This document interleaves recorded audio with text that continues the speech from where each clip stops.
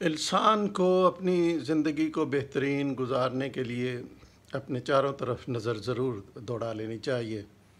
خواہ وہ سرسبز لہلہاتے ہوئے پودے ہیں، بلند و بالا درخت ہیں، خوبصورت پھول ہیں، یا مختلف قسم کے جانور ہیں جو ہمارے ارد گرد ہمیں نظر آتے ہیں، یا جو جنگلوں میں پائے جاتے ہیں، وحشی جانور اور ایسے جانور جو گھروں میں پل جاتے ہیں۔ ہم یہ دیکھتے ہیں کہ ان کا ہمارا ساتھ ایک لمبے عرصے تک نہیں ہوتا، بلکہ ایک خاص عمر کو پہنچ کر وہ ختم ہو جاتے ہیں، یعنی مر جاتے ہیں، اور ایسا ہوتا ہے کہ جیسے وہ اس دنیا میں آئے ہی نہیں تھے۔ یہاں انسان کے لیے ایک سبق ہے۔ سبق یہ ہے کہ جس طرح اور جاندار اور نباتات وغیرہ مر جاتے ہیں، ختم ہو جاتے ہیں، تو یہ کیسے ممکن ہے کہ انسان ایک یہاں ہمیشہ کی زندگی پائے گا؟ اس کو بھی مرنا ہے، اس کو بھی لوٹنا ہے۔ اگر انسان کے ذہن میں یہ آ جائے کہ وہ فانی ہے، یعنی وہ مورٹل ہے، اس کی ایک ایکسپائری ڈیٹ ہے، جس طرح بہت سی چیزوں کی ایک مینوفیکچرنگ ڈیٹ ہوتی ہے، جیسے ہماری پیدائش کی تاریخ، اور ایک ایکسپائری ڈیٹ ہوتی ہے جیسے ہماری موت کی تاریخ۔ تو ہمیں اگر یہ ہمارے ذہنوں میں آ جائے بطور انسان کہ ہم فانی ہیں، ہمیں لوٹ کر جانا ہے، ہمیں یہاں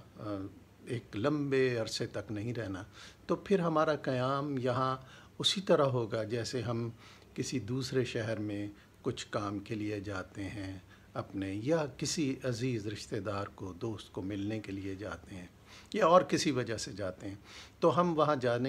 جاتے ہوئے اپنے ساتھ بہت زیادہ سامان نہیں لے کر جاتے، یا وہاں اپنے قیام کا ایک پرماننٹ مستقل انتظام نہیں کرتے، بلکہ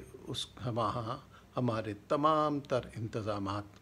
عارضی نوعیت کے ہوتے ہیں۔ چند کپڑے ہوتے ہیں، چھوٹا سا ایک کمرہ ہوتا ہے،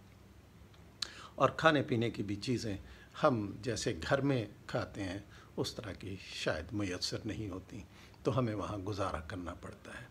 انسان اگر اسی کو سوچ لے، ہم آپ مل کر اسی چیز کو سوچ لیں، اور ہم یہ کہیں کہ ہم ایک دنیا سے اس دنیا میں آئے ہیں،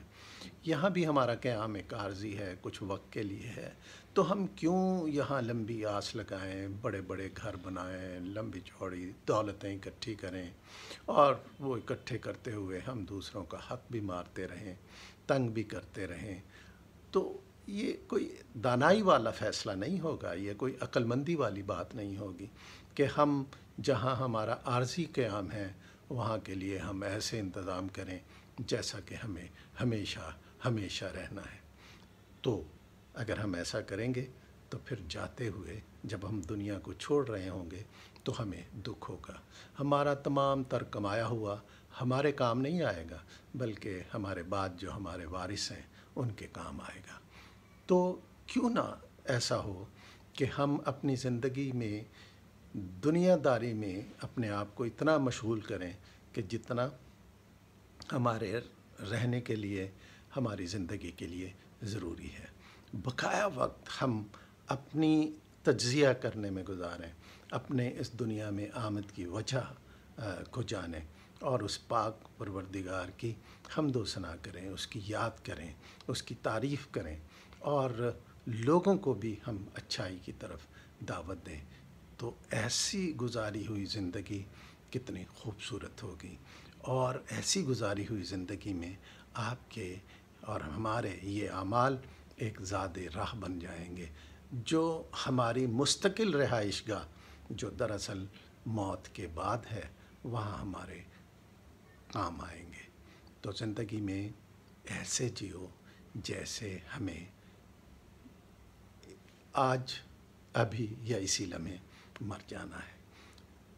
جب ہم یہ سوچیں گے تو پھر ہم بہت چیزیں جمع نہیں کریں گے، بلکہ کوشش یہ کریں گے کہ ضرورت سے زائد جو چیزیں ہیں وہ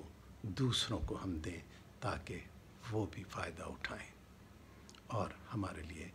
دعا گو ہوں۔ یقیناً دعائیں بہت زیادہ اثر رکھتی ہیں۔